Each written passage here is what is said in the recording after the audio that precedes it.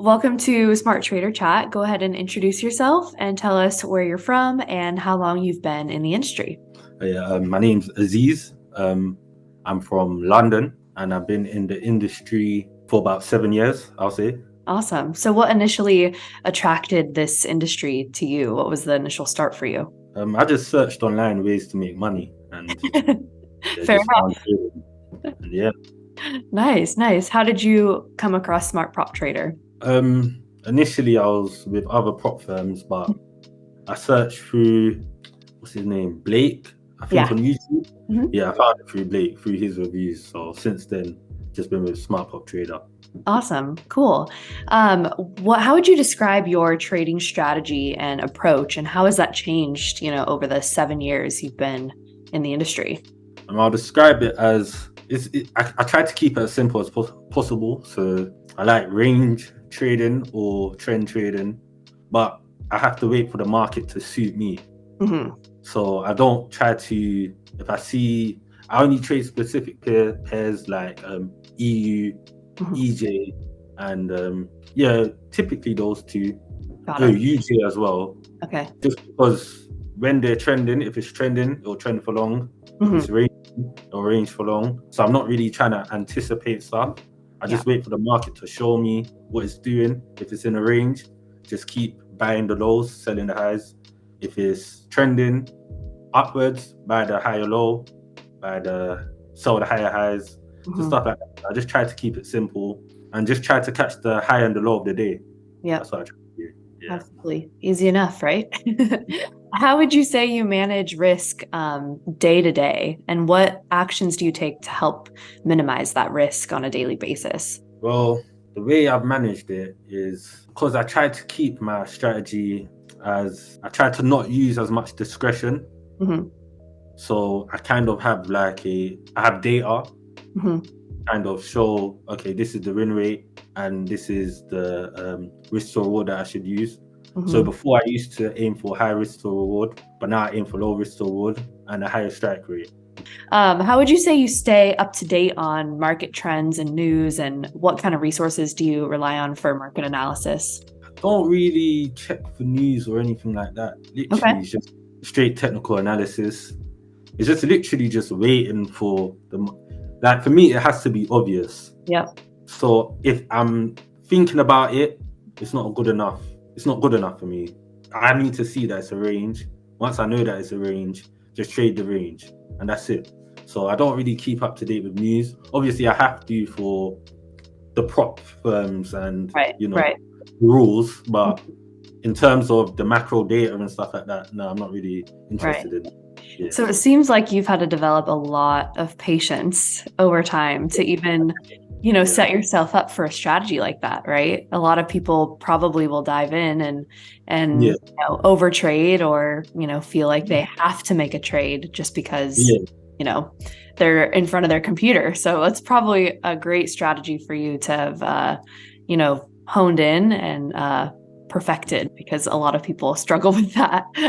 Yeah, definitely. Yeah. How would you say this kind of matches what I was just saying? Like, how do you deal with the pressures and the stress of trading? Like, do you have specific strategies that help you stay focused, or things outside of trading that kind of take your mind off things when they do get stressful? Walk me through that Yeah. a little bit. Football, or they say soccer in America, Okay. Yeah. almost every evening, Okay. 5 times of the week, I'll just do that. And in terms of keeping the pressure, it's just learning, Hmm. just stars, just learning, Yeah. just knowing that you can't control the market. Right. If I sell and I think it's a sell, like when I trade, it's set and forget. If I place the trade, just leave it and let the outcome. I don't interfere with anything. Yep. It's either it's gonna win or it's gonna lose, and I look at my data, my back testing data, and if that supports it, if I lose this trade, I might win the next one. And if I lose these two, I might win the next three. You Got just it. got to do like that. But it's just over years, just Yeah. because before I wasn't like that, but now I am. I'm sure it took a lot for you to get to the point that you're at right now, right? Yeah. What would you say the biggest lesson you've learned, or biggest challenge that you've had to overcome to bring you to this position right now? I think it's to what I've been saying before, actually having statistical data Mm-hmm. to support what you're doing, Mm-hmm. because a lot of people use discretion. They think that maybe they're right, but if they lose a trade, there was a right way to find that trade. Mm-hmm. And they look at what could have made that trade happen. The next trade, what they would have done before, Mm-hmm. they've just changed it and they just keep flip flopping. It's just knowing that you have an edge. That's most important. The probabilities. It's just a game of probabilities. Knowing you have an edge and just letting it play out. And that's literally it. Absolutely. Are you able to walk me through a recent successful trade that you made and maybe talk about a little bit what contributed to that success? So I think the last month, EJ, your JPY was probably the best pair to trade for me. So initially price was in a trend over here. So I was doing higher highs, higher lows, higher highs, higher lows. Then over here, I realized that, okay, it's looking like it's starting to get into a range. So what I did, instead of me anticipating, no, initially I traded here for it to be a higher low. But then after here, I realized price was started collapsing. So the first thing I did was I first thought the range would be from here. So it'll be this is the lower end of the range, the higher end of the range, and keep going like this. But then I realized that I was actually reacting to the midpoint of the range that you can see here. So what I was doing from, I think it was around here. It was this trade. This was the first trade I took of the range. So I realized that price was ranging within the mid range, Mm-hmm. and then I aim to, as I said before, get the high and the low of the day. Right. So what I'll do is I'll go on the 30-minute. So I saw price was reacting to the mid range of this range here, and then first I saw price break down here, and then I aimed for price to come back to this order block, this block over. No way. Price reacted to this block from here, but I missed this move that day, but I caught this move from this block over here. And this is just price reacting to the mid range over there. And then price dropped.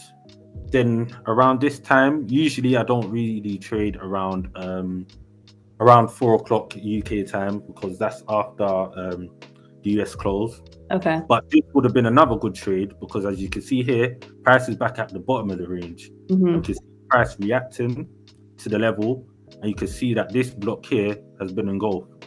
So once price would have closed, you see this this block here. Mm-hmm. Once price closed comfortably above it, I would have been able to get a trade here. But I didn't get a trade there just because of the timing. Yeah. But yeah, this was another trade I would have taken. So here is no man's land. I wouldn't have taken a trade here. Got it. But over here, I probably would have taken this trade. I probably did take this trade. Mm-hmm. But price, because it's narrow enough to the mid range. So it's back. If we're looking at this range, it's back to the high of that range. So once price engulfed this candle here, once it closed, I would have looked to trade downwards. Got it. And aimed for about just 1.5, 1 to 1.5 R. I don't really aim for much more than that, just because win rate doesn't permit for that. Mm-hmm. And then price would have stopped me out over here, and then I would have looked to trade here. So here, I would have looked at price reacting, but this is a big block, and price did close below. But then price did sweep it, and as we can see, it's at the high of the range. Once price closes below this candle, so it's the last up candle before the high of the day, on the 1 hour or the 30-minute. You look for price to close below it, and then you look to short. And then it's literally just rinse and repeat. And as you can see here, no man's land back down here at the bottom. And it just keeps happening. Another pair that I was looking good for was GJ. But I don't trade GJ just because the spread is a bit high. As you can see, I've already got the range already shown here. So, and this, you see here, because it's news, I'll just look at that as a deviation. But I'll look at price to be trading in between this range over here. So I would have been looking for a short today if I was trading GJ, and it would have won, to be honest, because the candle is small. So once price got to around this area, it doesn't have to touch the line, because the line isn't that accurate. It's just an area of interest. I'll look for price to start collapsing, show me what it's doing, give me an engulfing candle, and then once price closes, you just aim for 1 to 1.5 bar, Got it. and literally just that. It's just I prefer ranges to higher lows because, for example, here it's hard to really catch a higher low or a higher high when it's trending. That's why I prefer ranges because I could look that this is a higher low. I mean, a lower high, try Yeah. to trend downwards here, but then it's here, then it's here. Whereas when it's a range, the area of interest doesn't change. It's a Mhm. straight line, Okay. and yeah, that's pretty much to summarize it. Yeah. Oh. But the market conditions do have to suit you. Like you said, you've kind of rinse and repeat and you know what to Yeah, look for and know what to yeah, look back to. And if you see yeah, something that maybe you missed, like you know what to look out for next time to yeah, maybe, literally, yeah, make a literally that. move at that. So that's really cool. Yeah, Thank you for sharing that. I always love seeing trader dashboards and seeing, how that all works. yeah. So how would you evaluate and select the assets and markets you trade? I know we kind of talked about this earlier on, but what factors do you consider, in that decision-making process? It's just over the years. I think I've tried everything. It's Yeah. just worked and what Mhm. was simple, Yeah. and also which ones had the lower spread. So it wasn't really something that I looked for a pair and Mhm. I looked. It was just one of those ones. I'll try this one, try that one, and also it's just whichever one suits. So Right. right now I've shortlisted it down to about 3 or 4. Mhm. But it's whichever one of those that right now is suiting my market conditions. Right. So usually, always at some point, like you tend to just understand it after a while. Like you just understand which ones. Like I know UJ. Like even though today I've shown you that EU was the one that was trending and EJ was the one that's ranging. Usually it's Yeah. the opposite. But Okay. that's coming over time, just realizing it. Just it just comes natural after a while. Right. I think that's probably one of the coolest things about this industry, right? Is there's something for everybody. What works Yeah, for you may not work for another trader, but that's kind of the beauty of, playing with your strategy and playing with different markets because eventually you'll find, like you did, what works best for you and what's natural for you. yeah. So I think that's really cool. Um, Mhm. how do you track and measure your trading performance? Like, do you have certain metrics that you use to assess your success, or how do you keep track of I have a spreadsheet, an Excel spreadsheet. Okay. So I just manually input data and just, yeah, I don't really use any apps or anything like that. It's just, Okay. I just have my own spreadsheet, Got it. just, and my own equations and formulas. I mean, Cool. Do you feel like that has helped you over time, just hone the 100%. skills? Yeah. That's the main part. That's what keeps the discipline. Mhm. Having that, knowing that if I lose my next 5, it's probably happened before. I Mhm. could go back to that time, see that it was all good in the end. So I think, yeah, I think that's the most important part. That's what really helped me. That's Yeah.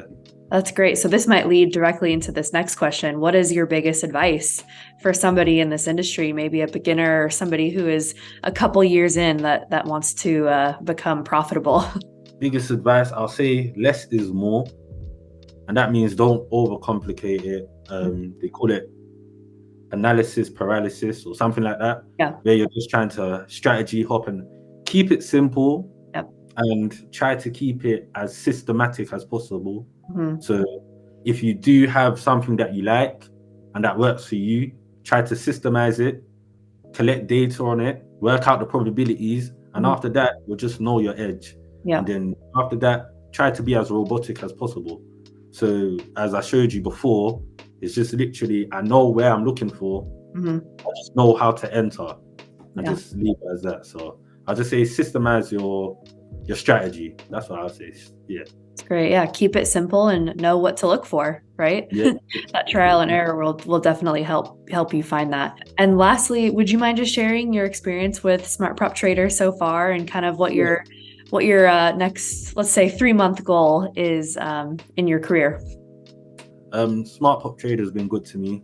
I've had multiple payouts with them, and they've always come through. So it's been all good, and their spreads are good because the spreads are low and they're good and they work for me. So it does help with my strategy. So I Yeah. would say that. And next week, To be honest, there's nothing. I just, because it's so systemized now, I can't determine what the next 3 months. You go day by day. Just continue. Yep. Don't oversleep and miss any trades. I'll say that. Okay. Yeah. Fair enough. Well, thank you so much for joining me today. I wish you all the luck and success with Smart Prop Trader. We're so happy to have you, and happy to continue those payouts for you. Thank you very much. Awesome. Cheers. Thanks. All right.